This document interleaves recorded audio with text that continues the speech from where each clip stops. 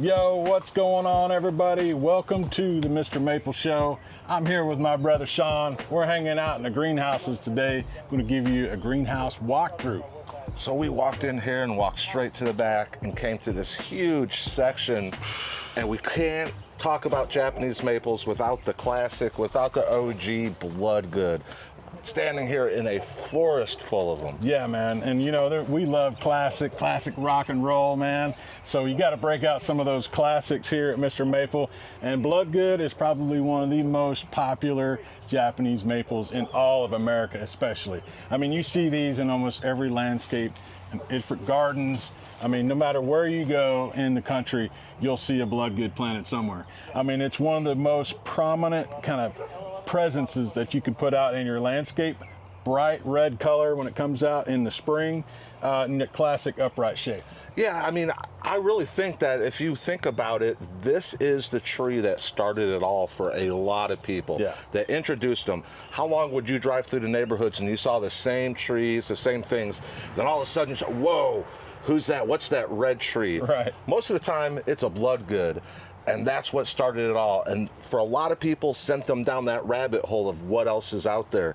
You know, when I did landscaping, a lot of times, you know, people, not everyone's familiar with all the different cultivars. Right. So that's why we kind of go through these greenhouses and do all this stuff.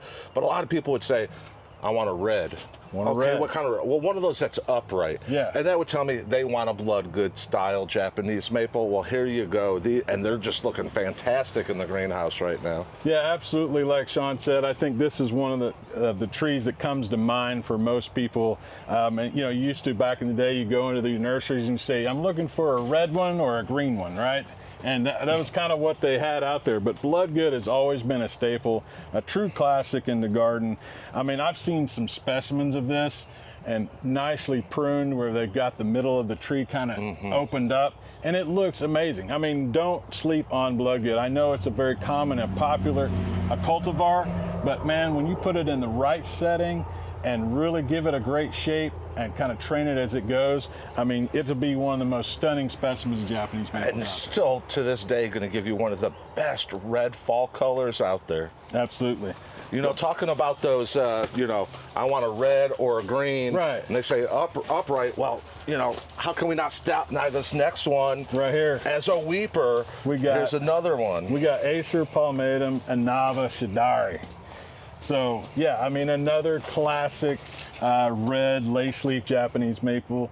These are so common and prominent in the landscape. You know, that's why today I was like, man, Sean, let's hit some of these classics.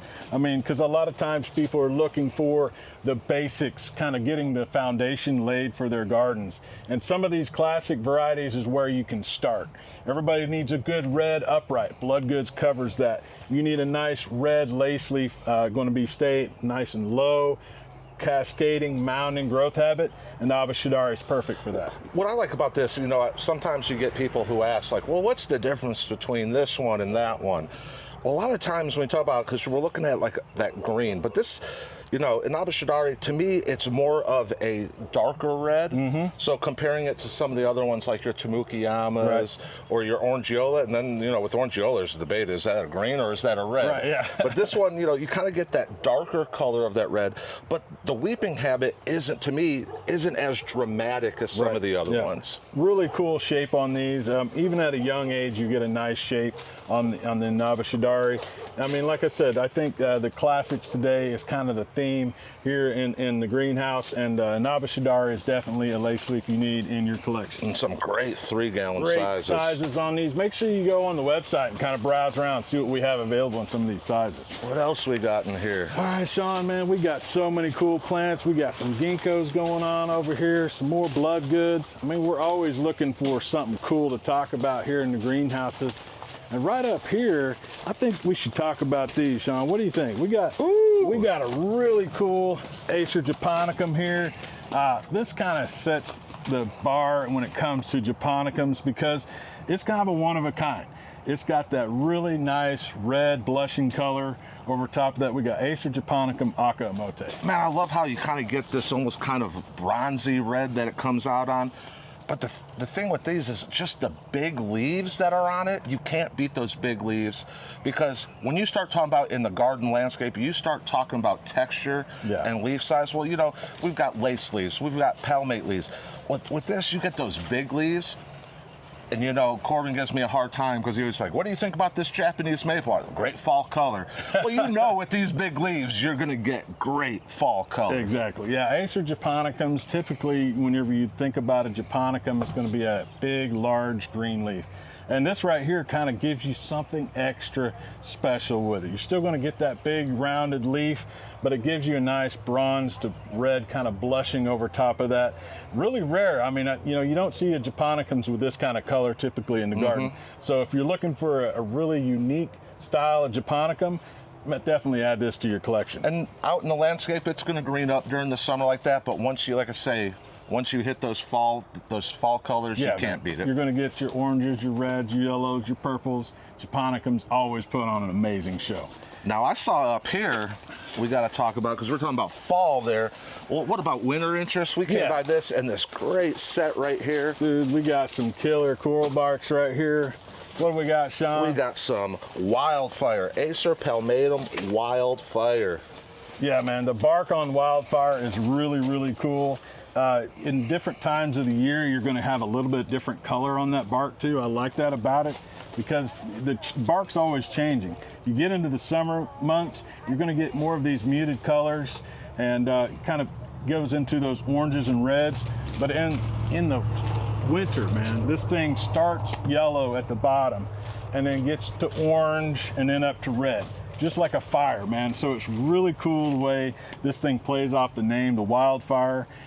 Great winter interest. It is. And that's always, you know, with landscaping, I always try to stress, have something that's interesting happening all season long.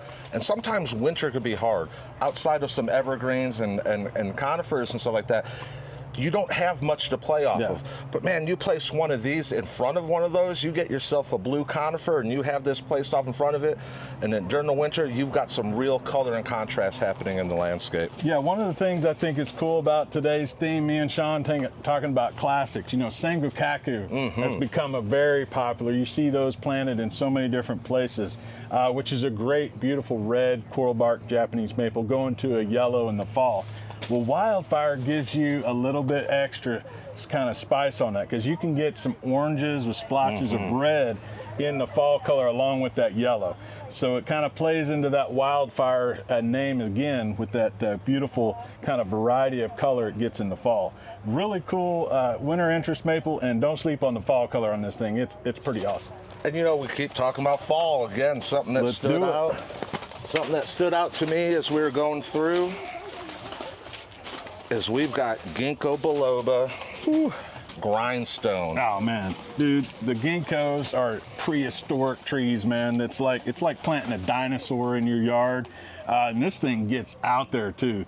This thing keeps a nice narrow shape to it, but can get huge out in the garden. So if you got a big space you're needing to fill up, the ginkgo is a great plant for that, and the grindstone is the perfect choice because it stays a narrow habit. It is. It's that narrow habit, but it's a true upright. It really does. So it's going to fit that garden landscape really, really well. But again, we were talking back there about those Wildfire going into winter, and we were talking about that Japonicum going, you know, with the fall colors. Here you're going to get those ginkgo yellow colors that really just stand out, and then drop that blanket on the ground, and you've got that ginkgo blanket, that carpet. Yeah, that's pretty sweet. mean, so it's such a hardy tree. Ginkgos are such hardy trees that they grow well. Usually most soils are okay, most conditions, they're strong, and just a great companion plant to play off those colors and textures with your Japanese maples and conifers. Absolutely. One thing I love about the ginkgo is there's nothing else out there that has this kind of leaf, and I love that about the plant. You know, the ginkgo is, like I said, it's such an old, kind of ancient tree to be planting in your landscape. So there's nothing else out there in your garden that's going to look like it. And with that yellow fall color, I don't think anything can rival it, man. I mean, it really sets itself apart. And so if you think about planting things around it that's going to have contrasting colors in fall, doing a red fall color next to it, you know, an orange, yellow, you know, I mean, all of those colors are really going to light up your garden in the fall, and the ginkgo is a great way to do that. Yeah, those big old Bloodgoods. Put a big old Bloodgood next to one of these with that bright red during the fall, Yeah, with this with that yellow. Perfect pairing. Yeah. All right, so what do we got next coming up here? Ooh-wee. So many great plants to talk about. I mean, we It's could hard spend, to choose. We could spend all day in here, right? I mean, there's like a little bit of everything. But I was thinking what we saw right up here at the front Oh yeah. was some Ryosin, man. We got to get into this like a weeping style Japanese maple that I think is one of the classics now these days. Very popular because of its amazing form. Check these out, man. We got some great sizes of these Ryosin. Amazing weeping style Japanese maple. I love staking these up nice and tall and then letting them weep out, kind of cover the ground around it. It creates so many different interesting shapes in the garden. I mean, no two Ryosins ever look the same. That's what I love about this plant. We do so many cool things with it. And these right here have such a great start to them. They're already staked up. But what I love about this, you talked about staking it up. So, you know, you can go 6 foot high and let it droop down, but at the same time, you could use this as a ground cover effect. Yeah. You don't have to stake it up. If you let it sit low, you can let that kind of grow over the ground and give you a contrast. So you could have something above it, that sit down, and then you get some fall color out of your ground cover. Yeah, the fall color on this is really nice. It's kind of an orange-red color when this thing goes into fall color. And I've seen some of these in really good sizes. And when they get big, man, they have a really cool presence in the garden. I've seen one over at my house back in Oklahoma that was really starting to get a good size, and it had this nice flowing kind of blanket that came down across the ground underneath it. And so when it would go into fall, you know, you're typically thinking of that tree up above, but then the fall color continued on even onto the ground. Yeah. It really looked cool. It's always putting on a show. Get you a Ryosin. Check these out on the MrMaple.com website. Hopefully you can get one today. Hey y'all, we appreciate you walking through this house, checking out. You know, we love it just to be able to walk through and see what's really popping at this time of year. If you like this kind of content, remember to like, subscribe, and share, and check us out at MrMaple.com. You going to Mr. Maple and buying some trees is what allows us to bring this to you. Yeah, me and Sean love getting out here talking about plants. We're always seeing what exciting things are happening on the farm. And today we were like, hey, let's get out here and just see what we can bring to you guys' attention. We hit some of the classics today, which I like. Sometimes, you know, you got to get back to the classics and talk about those things that have made Japanese maples so popular in the world of landscape and horticulture. So really cool today to get out here with you, my friend. Yes, sir. Appreciate you coming along with me, and appreciate y'all tuning in. Y'all take care. God bless. And have a great day.